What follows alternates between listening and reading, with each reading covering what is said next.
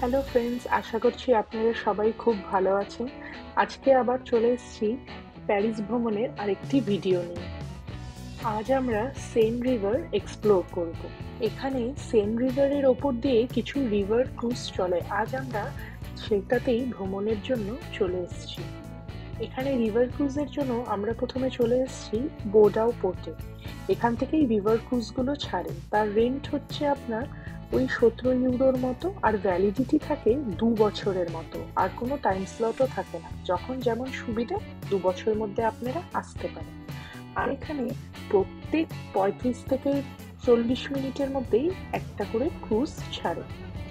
তো আমাদের ক্রুজ এখন ছেড়ে দিয়েছে। তো আমরা এখানকার আশেপাশে সিনগুলো বা এই সুন্দর সুন্দর দেখুন, অনেক ব্রিজ আছে যেগুলো সেই কিছু 1500 সালে, 1700 সালের, 1800 এরকম সব সালে এগুলো ব্রিজ। তো এগুলো দেখতে দেখতেই আমরা এখন বেশ যাচ্ছি, কিন্তু আমরা আজকে ওপরে বসতে পারিনি।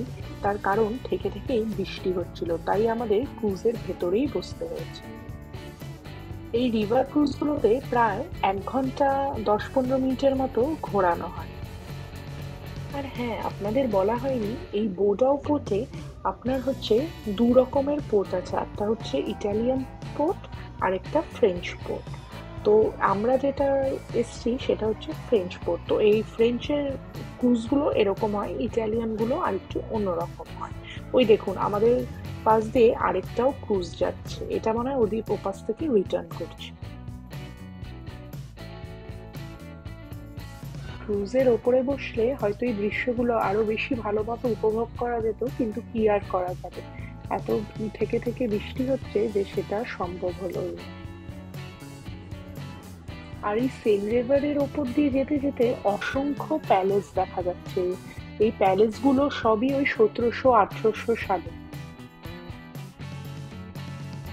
রিভার ক্রুজের জন্য আমরা আগে থেকেই অনলাইনে টিকিট কেটে এসেছিলাম, কিন্তু এখানেও টিকিট কাউন্টার আছে, সেখান থেকেও কাটা যাবে।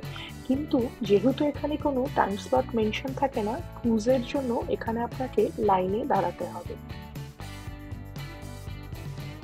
বোর্ডাও পোর্টের মধ্যে একটা সোভেনিয়ার শপ আর একটা রেস্টুরেন্টও ছিল।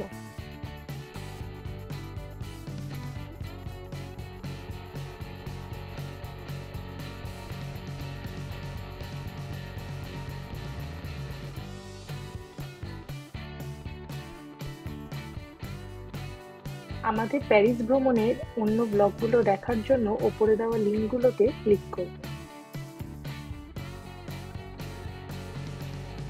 বিল্ডিংগুলো যে কত পুরনো দেখেই বোঝা যাচ্ছে।